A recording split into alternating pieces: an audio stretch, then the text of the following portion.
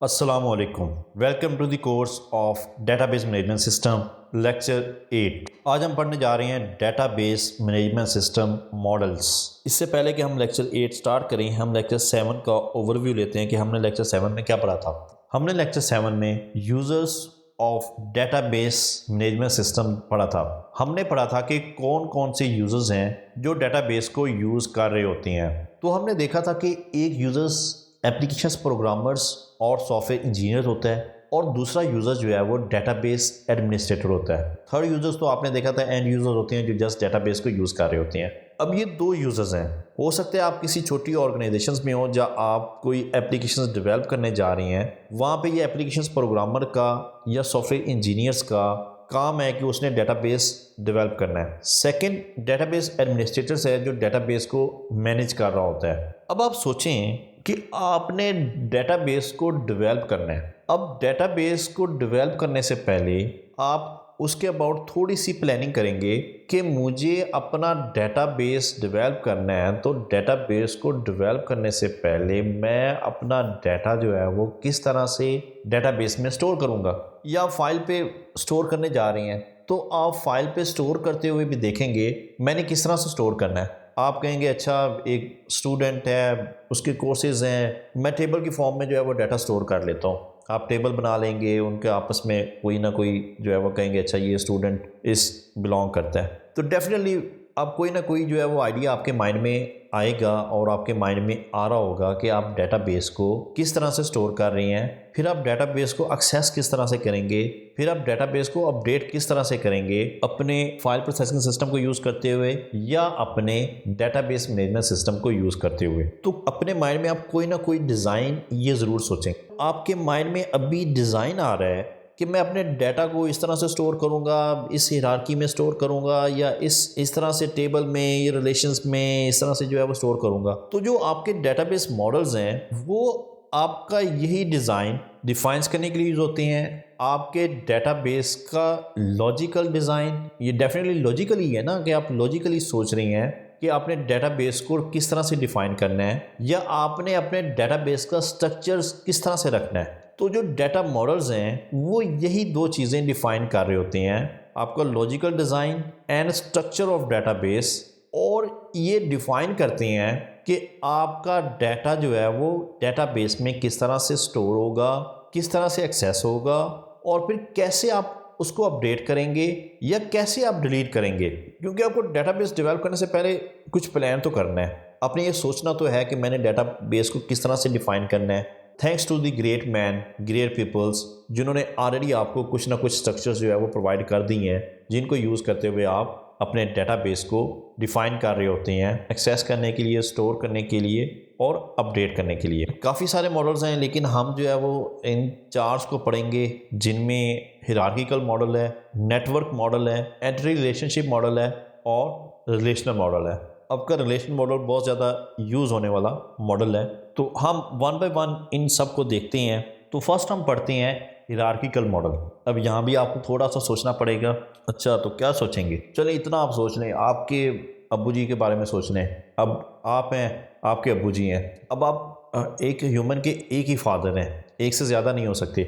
आपके फादर हैं, आप जो है वो घर में 6 बहन भाई हैं।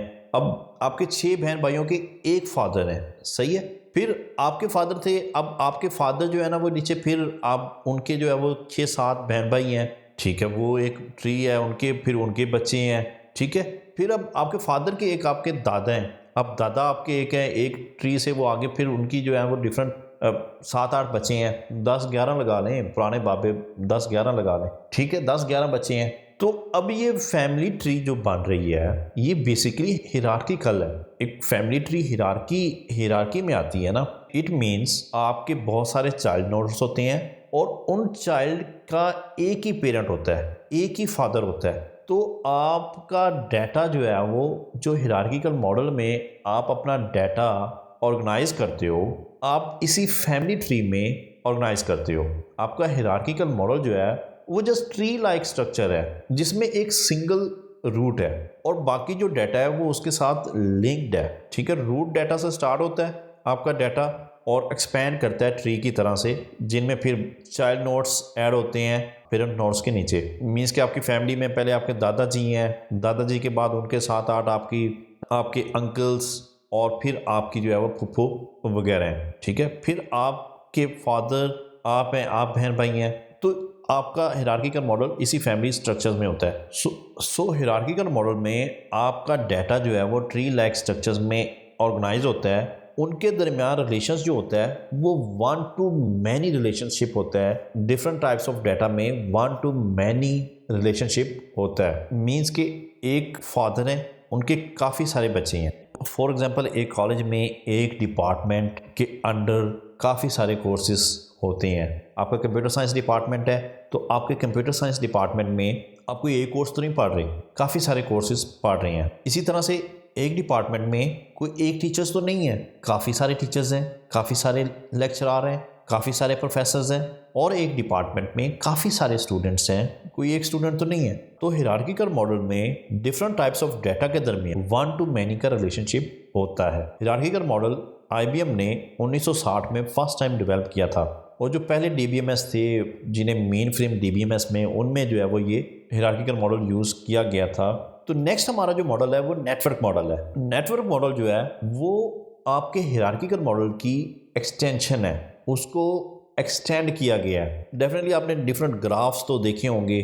तो नेटवर्क मॉडल में जो डाटा ऑर्गेनाइज किया जाता है वो ग्राफ की फॉर्म में ऑर्गेनाइज किया जाता है। हिरार्किकल मॉडल में आपने देखा था कि एक चाइल्ड का एक ही पेरेंट होगा, एक ही फादर होगा, लेकिन नेटवर्क मॉडल में one child can have more than one parent node. Network model को यूज करते हुए डाटा को इजी और फास्ट एक्सेस किया जा सकता है।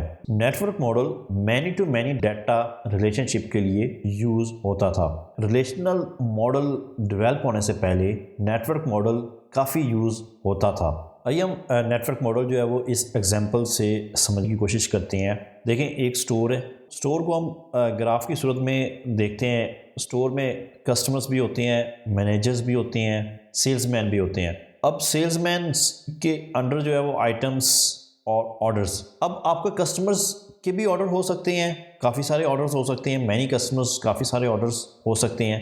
इसी तरह से आपके मैनेजर्स के भी ऑर्डर्स हो सकते हैं, सेल्समैन भी ऑर्डर कर सकता है। अब आपकी ऑर्डर की एंटिटी जो है वो ऑर्डर्स जो हैं वो आपके कस्टमर्स भी दे सकती हैं, मैनेजर्स भी दे सकती हैं, सेल्समैन भी दे सकती हैं। तो ये आपका एक नेटवर्क बन जाता है, एक ग्राफ बन जाता है। और इनके दरमियान जो है वो मैनी टू मैनी रिलेशनशिप होता है। कस्टमर, मैनेजर, सेल्समैन, इनके दरमियान जो रिलेशनशिप, जो ऑर्डर और कस्टमर, मैनेजर, सेल्समैन के दरमियान रिलेशनशिप है वो मैनी टू मैनी का बन जाता है। देखिए एक कस्टमर्स काफ़ी सारे ऑर्डर दे सकता है, काफ़ी सारे कस्टमर्स हैं, उनके काफ़ी सारी ऑर्डर्स हैं। इसी तरह मैनेजर्स काफ़ी सारे हैं, उनके काफ़ी सारे ऑर्डर्स हैं। सेल्समैन हैं, उनके काफ़ी सारे ऑर्डर्स हैं। ये था आज का लेक्चर। Thank you.